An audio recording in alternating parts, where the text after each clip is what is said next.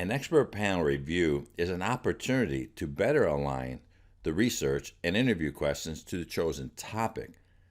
There is a completely different lesson about a field test, and a field test is different in that the people who are experts in that review process are research experts.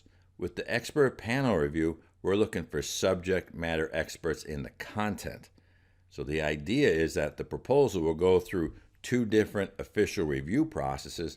First, with an expert panel review of the content to make sure all the correct information is being asked, and then the field test will be provided to ensure that the questions are being asked in a way that, from a research perspective, the interview questions will be aligned to the research questions and then to the actual research design itself. So the expert panel review gives us an opportunity to have other people look at the research questions and interview questions specifically from a content expertise perspective. It's an opportunity to bring content subject matter experts to the project. Not only does a student have in a doctoral dissertation a committee chair and one or two committee members, now with the expert panel review, there are other people who can come in to the study, if you will, and look at the design of it and ensure the content's well developed. This allows another layer of trustworthiness because you're getting more experts involved to ensure that the correct questions are being asked. So we might look at this from a conformity or a trustworthiness perspective in the sense that when you bring other people to look at your work, you're getting third-party points of view, which ideally should help make your work even better, because the more people that look at it, the more ideas you will get, and it'll help you refine your work even more than you can do with just your dissertation committee members.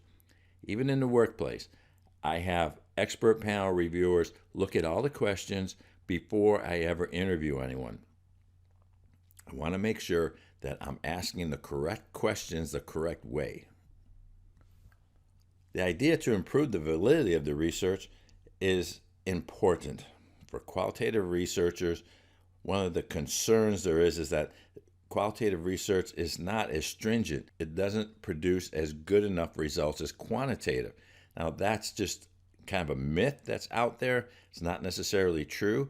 But with any kind of research, we always want to look at what are the limitations or what are the areas of concern in regards to the findings.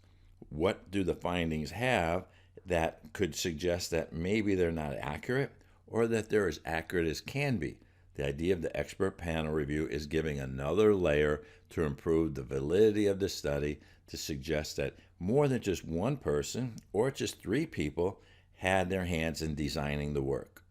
An expert panel review is, in qualitative work, considered much like one might do a quantitative pilot study.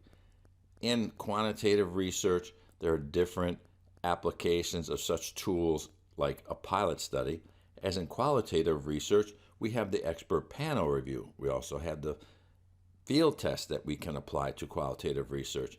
All these are different tools which a researcher needs to know about, and thus the creation of this entire program for you is to give you a better sense on the broad scope of qualitative research and all the different tools or instruments that you might find informative and that you want to apply to your own work to help improve the outcome of your study.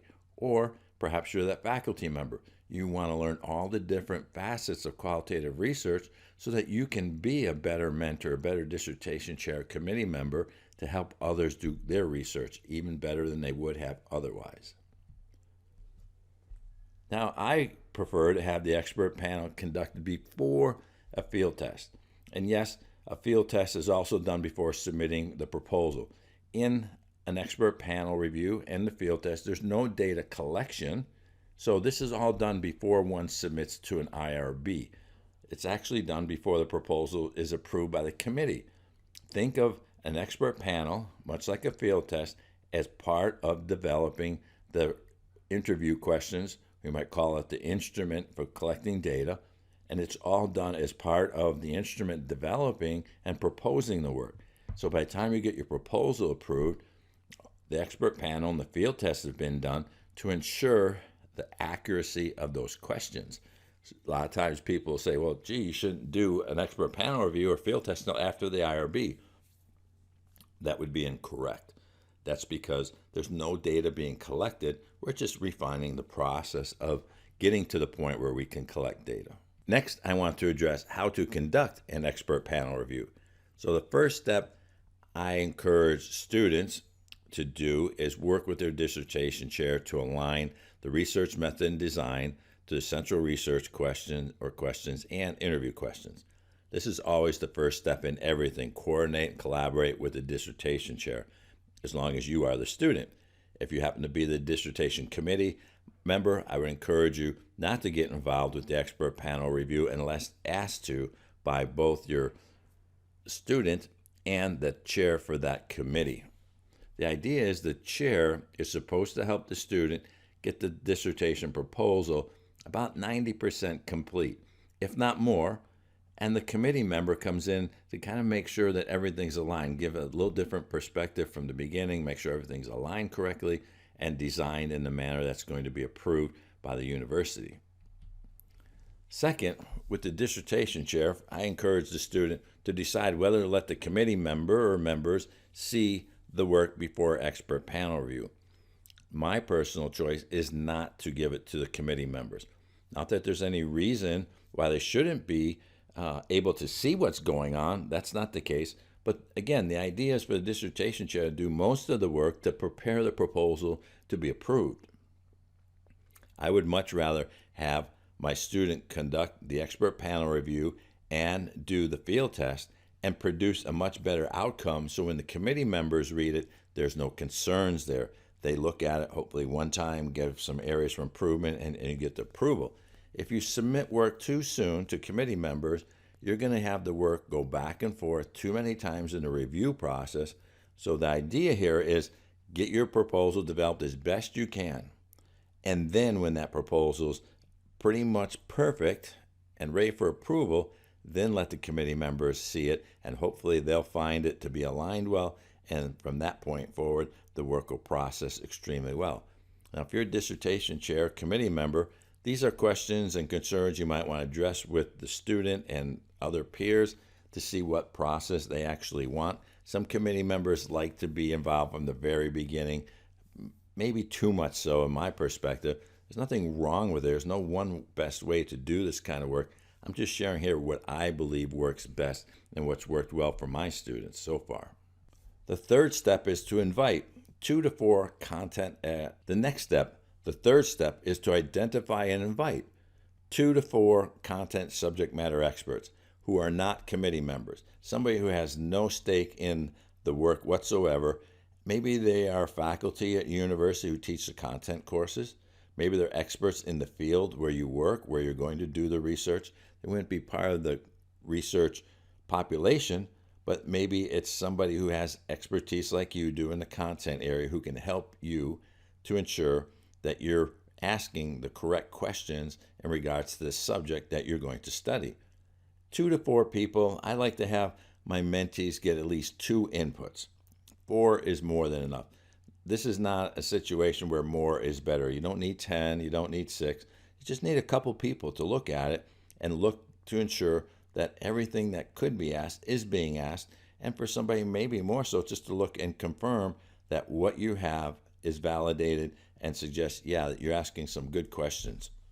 What I encourage my students to do is separately send to each of the people that are being requested to be part of the expert panel in one document or in the length of an email itself, the problem statement, the purpose statement, the research question or questions, the interview questions, and maybe the entire proposal if one wants to do that.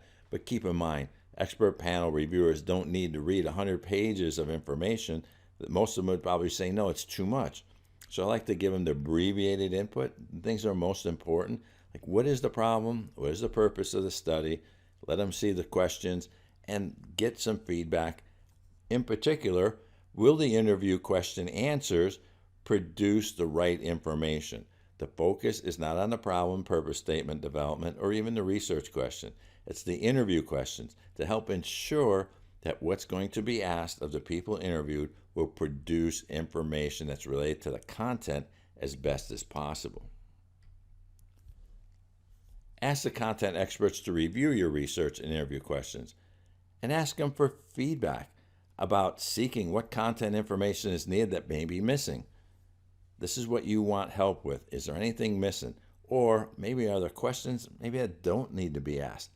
Usually we find that the questions that are being asked are adequate. Most expert panel reviewers will say, but have you thought about asking this or another question about something that's related that perhaps the author and the committee chair did not anticipate or even think about? This is the value of an expert panel review, when the experts give you thoughts about something that's appropriate and you just didn't understand that or realize it to begin with. Thus, the power of an expert panel review. Now, the next step, the sixth step, is to revise the research and interview questions in accordance with their feedback, if warranted. And I say if warranted because you're not required to change anything. You're getting feedback, and as I always tell students, and I believe personally, when you get feedback, it's a gift. Just say thank you. You don't need to ask them why they want you to ask this question, why they want you to change something.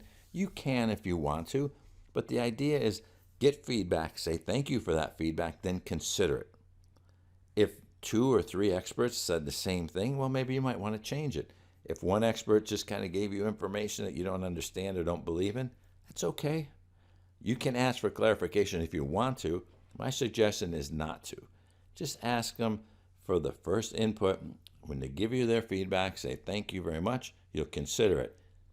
If you want to include it, you include it, and that's fine. If you don't, that's okay too. Again, I would encourage you, if you're the student, to coordinate it with your dissertation chair on what, if any, changes need to be done.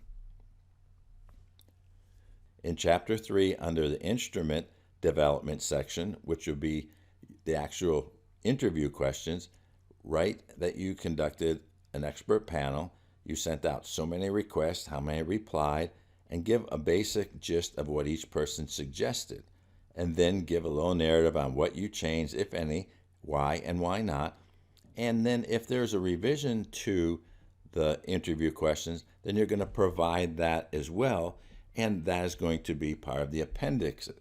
And the appendices, what you're going to have in the case if there were changes, you're going to have the original interview questions. Then in those paragraphs I was just relating to, you would address that you made the changes, and now the next appendix has the changes, the revised outcome of the expert panel. If there were no changes, then you don't have to show another appendices. You just indicate that you sent it out to the people. There was no changes to be done, so appendix, let's say it's Appendix C, remains the same after the expert panel review. This way, in your Chapter 3, you're being very detailed, which I call excruciating details in Chapter 3. This way, everybody knows exactly what you did, why you did it, what the outcome was, and it allows people later, after your work is published, if somebody wants to replicate your work or they want to look at the trustworthiness of what you did, they can see exactly how you did your work, that you are conforming to standard practices. Now, here are several expert panel concerns. I sense there's a lot more than these, but these are the ones I have found to be true when my students have gone out and asked others, or even when I have worked with my clients to go out and ask for expert panel review feedback. First is, particularly at a university, not all faculty know this. I've worked at several different universities. They didn't know what member checking was, they didn't apply a field test, and they didn't apply expert panel review. That's okay. Not all universities require everything the same way. So don't be surprised if you send an email to a certain faculty member who's an expert in your content, and he or she says, why are you sending it to me? I'm not on your dissertation chair. I don't know what this is about. You may have to explain it to them, or just maybe say thank you and be on your way. But not all faculty people know what is expected of them. That's why when you send them the problem statement, purpose statement, research questions, and interview questions, you give a little narrative about, I request your assistance as expert panel review, and then just explain to them exactly what you want them to do. That'll help reduce faculty coming back to you and saying, I don't know about this. Not everyone wants to be an expert. Well, you might find that hard to believe because everybody thinks they're an expert in everything. But the reality is, when you send such a request to faculty or experts in the field, they may not reply. They may not feel like it's worthy of their time. They may not really know what you're looking for. They may not believe that they are worthy of giving you feedback. That's okay. All you can do is go out there and request help from people. Most people will reply and help you, but don't be surprised if some do not, because not everybody wants to donate their time. You may not like what you get. And what I mean by that is you might get a lot of feedback from the people who you send your information to, and they are trying to lead you down a path that you don't want to go down. Or you might get a lot of input and you may say, gee, I really didn't put this together that well after all, and you start questioning yourself and your dissertation chair. Keep in mind you're seeking feedback. Again, feedback is a gift. Take it and decide what to do with it. If you're getting a lot of feedback that you don't like, but it's good feedback, then you know what? You learn something in the process, and that's what this is all about, particularly for students who are doing doctoral dissertation work or developing a master's thesis, is for you to learn. They need to learn what they're exposed to in doing research. So the reality is you may not like what you get, but in the long run, you need what you're going to find out. This might require more work and time. Well, of course it is. If you don't do an expert panel review, you just save yourself some time. But will you increase the quality? Will you increase or substantiate the trustworthiness of your work? An expert panel review doesn't have to take a long time. You could send out the emails and ask them to return within 3 days, 72 hours per se, or give them a week. You know what? Chances are you've got other work to be doing in your proposal. In the meantime, proofread it, make sure alignment of your research method and design, maybe get ready for a field test. So there's probably other things you can do simultaneously. So it doesn't have to be a linear process. You only do one thing at a time. So look at how you can improve your work, even if it takes a little more time. A little more time is going to give you quality up front, which probably means your work's going to get approved quicker later, or you're going to produce something of more value later than you anticipate.